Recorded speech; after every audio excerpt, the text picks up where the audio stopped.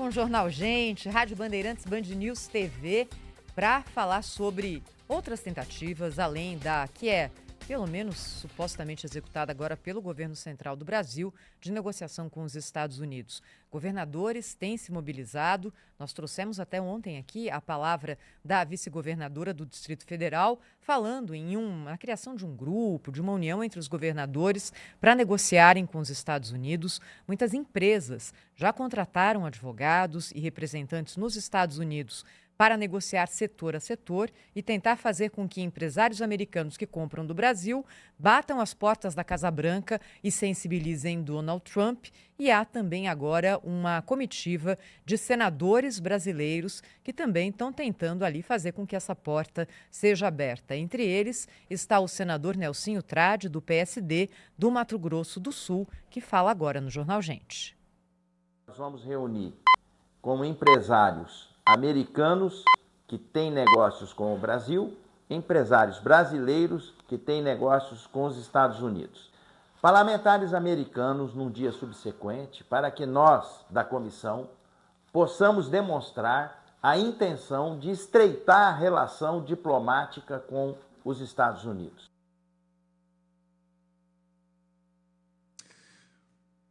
O que podemos aprender com os países que já fecharam acordo com os Estados Unidos? Os Estados Unidos avisaram que já estão fechando acordo com China, já negociando tarifas menores com a União Europeia. Para isso, nós convidamos aqui para o Jornal Gente, para debater esse assunto, o jornalista Cláudio Zaidan, para ele trazer algumas considerações para nós sobre o rumo que essa história está tomando pelo mundo. Zaidan, seja bem-vindo, a bola está contigo, bom dia.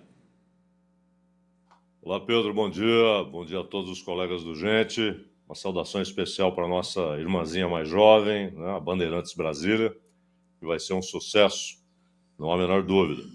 Olha, esses acordos que foram anunciados com 3 asiáticos, Japão, Indonésia e Filipinas, esses acordos são muito bons para os Estados Unidos. Para os Estados Unidos, são acordos excelentes. Há muitas concessões dos 3 países asiáticos, né? No caso do Japão, até pela crise que cerca o primeiro-ministro Ishiba, ele perdeu a maioria na Câmara e agora, no último fim de semana, perdeu a maioria no Senado. E pelo menos 2 jornais japoneses já prevêem a renúncia, que ele deixará o cargo. É uma possibilidade. E foi cercado de pressão que ele negociou. Então, o Japão ele se obriga a investir 550 bilhões de dólares nos Estados Unidos. Bom, investimento japonês nos Estados Unidos é algo trivial. Porém, desta vez, segundo Trump, Washington vai dizer onde, quando, como esses investimentos serão feitos, quais setores receberão esse capital, porque é esquisitíssimo, não é? Todo o investimento japonês é determinado pelos capitalistas japoneses, mas desta vez não. E eu digo Washington e não Trump, porque isso vai além do mandato do Trump, obviamente. O Japão se compromete a importar 8 bilhões de dólares em produtos agrícolas. E aí, vale ressaltar, isso inclui o arroz. Ora, nós temos aí um paradigma indo para o espaço, porque o Japão protege os produtores de arroz. São pequenas propriedades e eles recebem subsídios, proteção, garantia de compra, há estoques do governo japonês imensos de arroz. Inclusive, este ano, eles tiveram de usar porque faltou produto e o arroz ficou mais caro. Isso, inclusive, explica a derrota do Ishiba nas urnas, do partido dele, o PLD. De qualquer maneira, importar arroz sem tarifas é algo que significa um paradigma indo para o espaço, né? A proteção do governo japonês histórica ao produtor japonês, ela desaparece num movimento inédito. No caso da Indonésia, a Indonésia é um país que está crescendo demais, já tem um PIB superior a $1 trilhão, um país grande e com população imensa, maior do que a do Brasil, estão com quase 290 milhões de habitantes. Aquele conjunto de ilhas, né? Aqueles arquipélagos todos, não é um arquipélago só, A Indonésia, ela precisa muito do mercado dos Estados Unidos, mas não só para vender seus produtos, mas para trazer tecnologia fina, essencial para a sua produção e para a elevação da produtividade. Essa tecnologia fina que vai dos Estados Unidos para a Indonésia.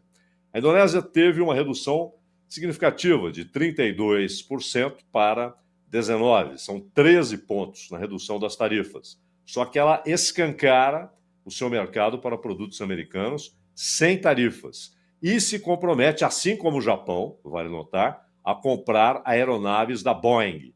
Tanto o Japão quanto a Indonésia se obrigaram à compra de aeronaves da Boeing, em bilhões de dólares nessas transações. E as Filipinas? As Filipinas são governadas pelo Bongbong Marcos, que é filho do ditador Ferdinand Marcos, né, já falecido, e ele é um americanófilo, ele ama os Estados Unidos. O Trump até ironizou, dizendo que ele é um cara muito difícil na negociação, mas na verdade foi uma moleza, até porque envolve um acordo militar. Os Estados Unidos garantiram a autorização das Filipinas para a construção de uma base naval militar, obviamente, no sul das Filipinas. E essa base é considerada pelo Pentágono importantíssima no eventual, e cá entre nós, provável confronto militar com a China. Então não foi um acordo apenas comercial, foi um acordo também militar. E, da mesma maneira, as Filipinas abrem o seu mercado, acaba com restrições à importação de produtos dos Estados Unidos. Então nós temos, de um lado, um conjunto de concessões, é quase uma rendição. Agora, para os Estados Unidos, os acordos são formidáveis. Os acordos são formidáveis. E mesmo aquele acordo com a China, aí, claro, em outro nível, né? A China foi o único país que conseguiu bancar. Você vai me tarifar, eu vou te tarifar, e não tem conversa.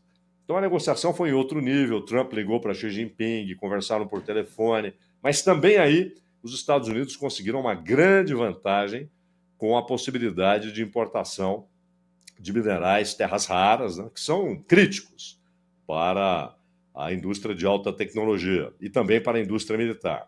Mas aí é um acordo muito mais equilibrado. A China também ganha, porque alguns produtos que estavam embargados, não podiam ser exportados para a China, voltam a ser vendidos para a China. Então foi o único acordo equilibrado. Todos os outros acordos foram claramente muito, muito favoráveis aos Estados Unidos. E aí a gente fica pensando, né, Zaidan? Cada um desses países que você citou tinha algo a oferecer. Os Estados Unidos usam as tarifas como uma tática troglodita de negociação. A tarifa não é a finalidade em si, não é, Zaidan? Ela é a forma de obrigar o país a entregar alguma coisa. Você já falou, no caso do Japão, mercado de arroz, mais investimentos nos Estados Unidos, Indonésia, Filipinas. E nós aqui, o que a gente tem para oferecer que possa, de alguma forma, acalmar esse ânimo dos Estados Unidos de deixarem as tarifas na casa dos 50%, nesse momento aqui, as mais altas do mundo? O que a gente pode oferecer? Thaís, é interessante notar que as tarifas também servem para um propósito considerado central na política econômica do Trump, que é levar indústrias, não só repatriar indústrias de capital dos Estados Unidos, mas também levar indústrias de outros países. Notemos que em todas as cartas enviadas pelo Trump, há uma parte que é padrão, quando ele diz: tragam suas fábricas aqui para os Estados Unidos. Vocês não querem pagar essas tarifas? Produzam aqui. Vocês terão impostos menores, juros mais baixos, até por isso ele tem ido para cima do presidente do Banco Central, da Reserva Federal, e vocês ganharão outros mercados, haverá menos burocracia. Venham produzir aqui, paguem impostos aqui, gerem empregos aqui, e vocês estarão livres das tarifas. Isso é central na política econômica do Trump. Por isso ele recebeu votos dos operários daquelas regiões que perderam suas fábricas, que foram de Mali e Cuia para a Ásia, principalmente para a China. É difícil que ele consiga atingir esse objetivo, mas as tarifas servem também para isso.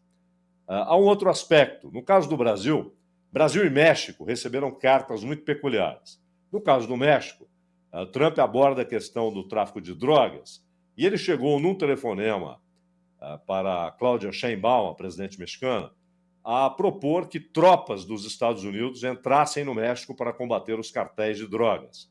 É óbvio que a Sheinbaum disse não. Ela falou, olha, o senhor pode ajudar muito impedindo que armas venham dos Estados Unidos para o México, porque as armas usadas pelos cartéis são produzidas nos Estados Unidos, saem dos Estados Unidos para o México. Agora, colocar tropas dos Estados Unidos no México é inaceitável. No caso do Brasil, há também duas coisas peculiares. Primeiro, todos esses países têm superávit com os Estados Unidos. O Japão tem um superávit imenso com os Estados Unidos. O Brasil não. Então, Trump, quando alega um déficit a ser corrigido, ele parte de uma mentira. Não há déficit nessa relação para os Estados Unidos. Os Estados Unidos, desde 2009, têm superávites ininterruptos, ano a ano, com o Brasil.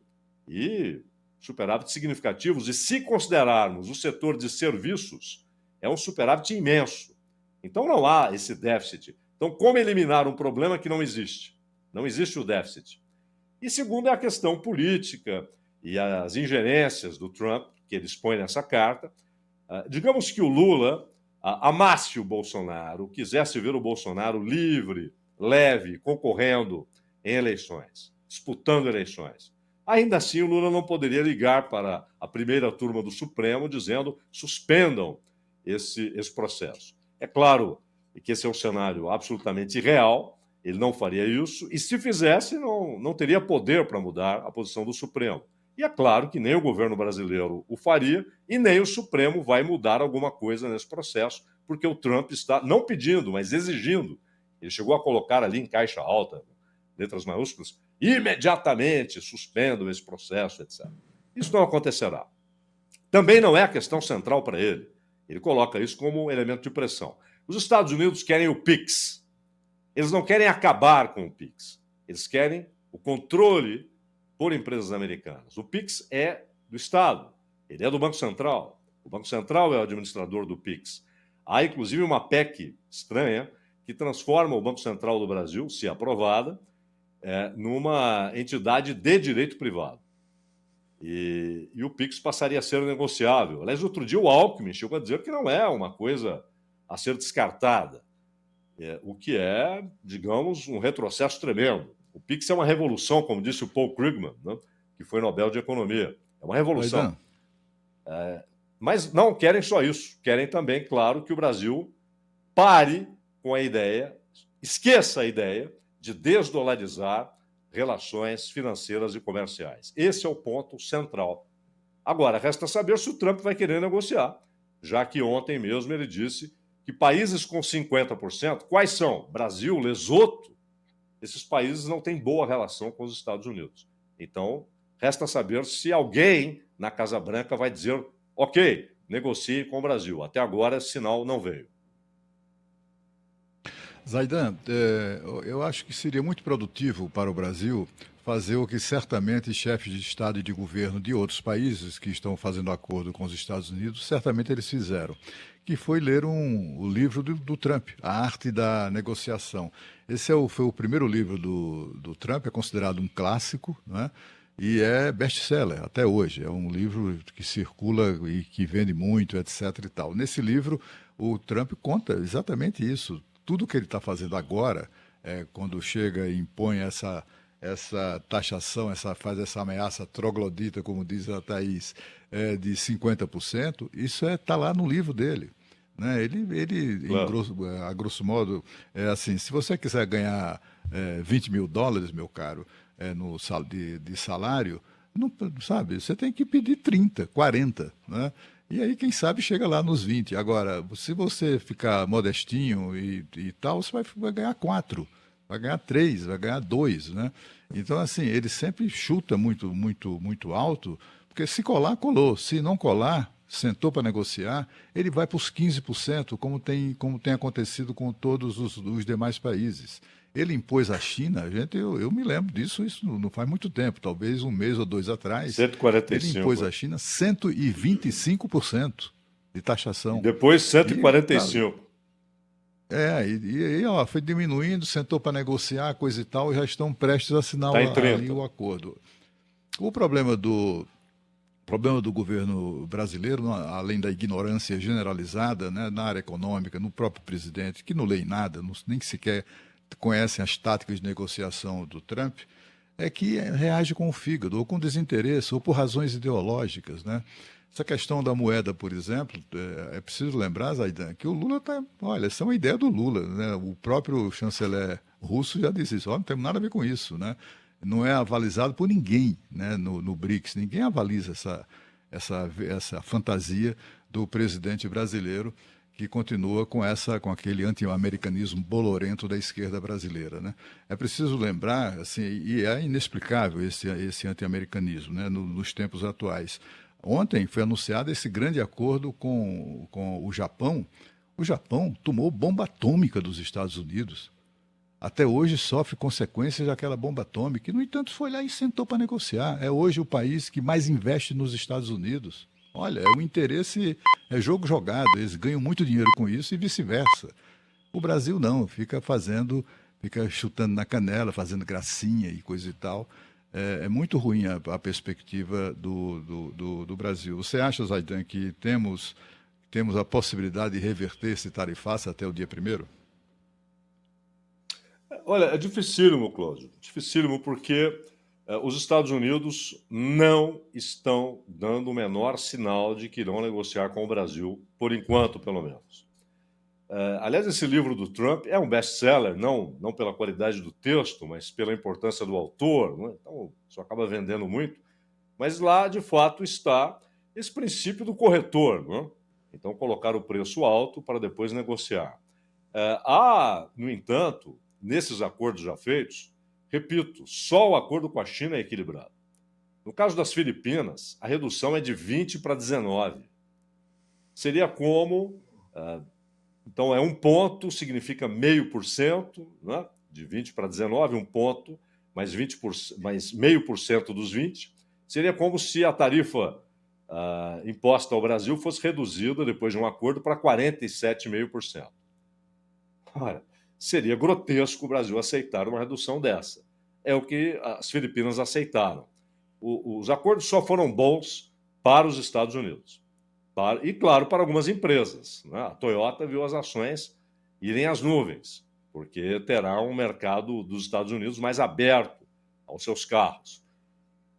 Agora, no caso do Brasil, não há o menor sinal de que haverá negociação. Até porque o Brasil tem tentado. A embaixadora brasileira não consegue falar com o Marco Rubio.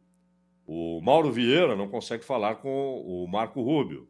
Com o Marco Rubio, estou falando com o Trump, não consegue falar. O secretário de Comércio é o único que dialoga. Já conversou com o Alckmin, então, mas todas as vezes, ele, ao fim e ao cabo, ele disse o óbvio: olha, depende do presidente, não é? E até agora nenhum sinal do Trump de que ele vai negociar. Não estou dizendo ceder, negociar. Ele gostaria de negociar? Sim, ele quer, ainda mais num país como o Brasil. O Brasil tem uma importância econômica óbvia na América do Sul. E a América do Sul é um terreno de disputa entre Estados Unidos e China, não nos esqueçamos. É um terreno de disputa. A pressão contra o BRICS, ela entra marginalmente. Aliás, de fato, o Lavrov chegou a dizer isso, mas, na verdade, também para a Rússia interessa a desdolarização. A Rússia está sendo punida com sanções muito pesadas e ela encontra dificuldades exatamente por causa da dolarização, do dólar como referência nas relações comerciais e financeiras. Ela está sendo socorrida por um comércio formidável com China e Índia. No caso da Índia, os Estados Unidos não vão colocar a Índia contra a parede. Ameaçarão fazê-lo, mas não vão colocar pelo seguinte: eles não querem empurrar a Índia para o colo da China. China e Índia têm uma relação de desconfiança. Embora ambos façam parte do BRICS, a relação é de desconfiança. Recentemente houve tiroteio na fronteira comum. Não é uma relação fácil. E pressionar a Índia, colocá-la contra a parede, puni-la, significaria, como disse aquele Lindsey Graham, um estúpido, não, um sujeito desqualificado para ser senador nos Estados Unidos. Nós vamos esmagar a economia do Brasil, da Índia e da China. Primeiro que é uma mentira, né? Os Estados Unidos não têm como esmagar a economia chinesa. Segundo que pressionar a Índia é empurrar a Índia em direção à China. Seria um erro primário dos Estados Unidos. Eu acho que eles não vão cometer esse erro. Então, o resto do Brasil. Mas o Brasil também há essas questões centrais. Os Estados Unidos têm interesses muito grandes em garantir sua hegemonia na América do Sul. E há uma disputa com a China. O Trump, por exemplo, desqualificou o investimento chinês naquele porto formidável feito no Peru, que poderá colocar esses produtos diretamente no Pacífico. Produtos que saem do Brasil, do Uruguai, da Argentina, poderão ser colocados diretamente no Pacífico, né? Facilitando e encurtando a viagem para a Ásia e até para a Califórnia. Produtos que vão para a Califórnia, você vai encurtar muito. O Trump já atacou isso, não porque ele é contra o porto, mas porque ele é contra qualquer crescimento da influência chinesa na América do Sul. E o Brasil é central nessa disputa. Mas, respondendo diretamente, Cláudio, não há nenhum sinal da Casa Branca de disposição para negociar com o Brasil. Talvez o único meio seja levar empresários dos Estados Unidos atingidos por essas medidas a pressionarem o Trump. As 6.500 empresas que soltaram um comunicado por intermédio da Câmara de Comércio dos Estados Unidos, que é a maior do mundo, obviamente, essas 6.500 empresas declaram que necessitam de produtos que só o Brasil fornece. 3.900 empresas têm investimentos diretos no Brasil. E claro que não querem o colapso da economia brasileira.